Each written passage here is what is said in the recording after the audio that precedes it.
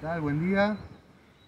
Vamos a hacer una demostración a modo instructivo de cómo medir la transparencia en un sistema acuático utilizando como herramienta el disco de Secchi.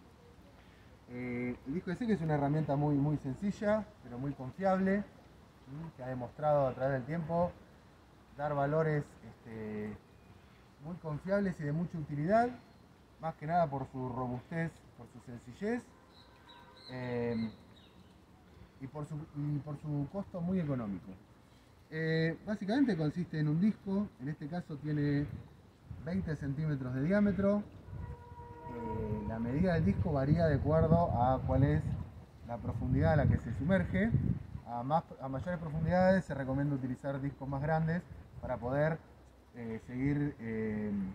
para continuar viéndolo a medida que se sumerge. En este caso es de 20 centímetros, que es un diámetro acorde a nuestros niveles de turbidez. El disco a su vez está dividido en cuadrantes. El cuadrante lo que hace es mejora la visión porque te permite mirar el contraste entre el cuadrante blanco y el cuadrante negro. Esto es así porque muchas veces el fondo mismo refleja luz, entonces es mucho más difícil ver el contraste entre el fondo y el blanco que entre el blanco y el negro del mismo disco. Bueno, el otro elemento que tiene es un cordel, que está graduado, en este caso en centímetros. Y respecto a la metodología en sí, lo primero que debemos tener en cuenta es la hora del día. Siempre anotar la hora del día. Lo ideal es que sea cerca del mediodía o cuando el sol está en su cenit, porque el rayo del sol caería perpendicular sobre el disco y se reflejaría perpendicularmente. Y la posición ideal del observador es también con su visión perpendicular al disco, de manera de recibir todo el rebote de la luz, poder observarlo. Entonces, el sol lo más perpendicular posible y el observador también lo más perpendicular posible. Esto se logra, bueno, en este caso pues tenemos una estructura, un mesocosmos, que es un tanque que simula un ambiente pelágico, un ambiente de aguas libres, un ambiente profundo. En este caso yo me puedo asomar desde el borde, si no, bueno, tendría que utilizar un bote o un muelle o desde un puente, una plataforma. Bueno, entonces una vez que nos ubicamos en la posición correcta, hay que tratar de evitar que el sombreo, o hay que tratar de evitar una hora donde tenga mucha reflexión de luz. Luego vamos a ver qué pasa en los casos de que tengamos mucha reflexión de luz.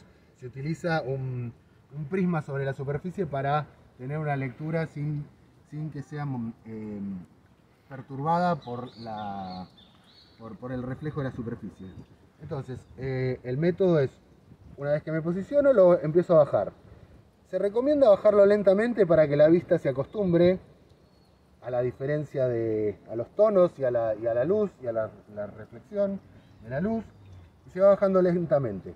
Lo bajo lentamente y más lentamente cuando voy llegando al punto donde empieza a desaparecer de mi vista.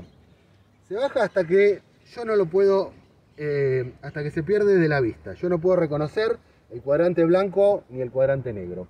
Lo que te va a pasar es que dejes de ver el cuadrante blanco. Este es el punto donde yo dejo de ver mi cuadrante.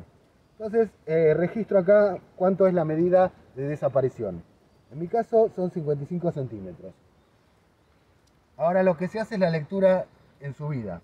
O sea, la lectura en la que el disco de Secchi reaparece a mi vista.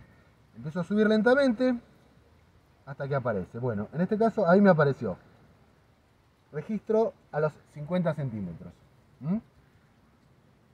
Entonces, generalmente en ambientes turbios son pocos, es muy poco diferencia entre la aparición y la desaparición.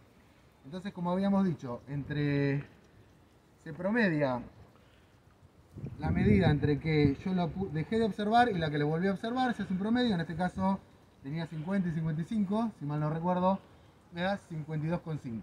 Entonces, la lectura del disco de Secchi o la transparencia medida por disco de Secchi es 52,5 centímetros.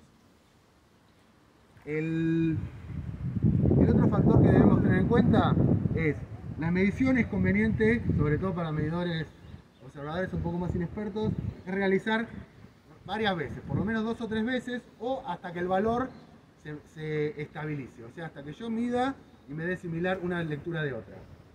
Los valores muchas veces cambian con el observador, de manera que cuando uno realiza una campaña, lo ideal es anotar, además de la hora del día, el sitio, etcétera, el observador. Hay leves diferencias en cuanto a la percepción y en cuanto a la vista que tiene cada observador. Entonces lo ideal es anotarlo y realizar 2 o 3 mediciones y utilizar el valor cuando la medición se estabiliza. Bueno, eso fue todo. Muchas gracias.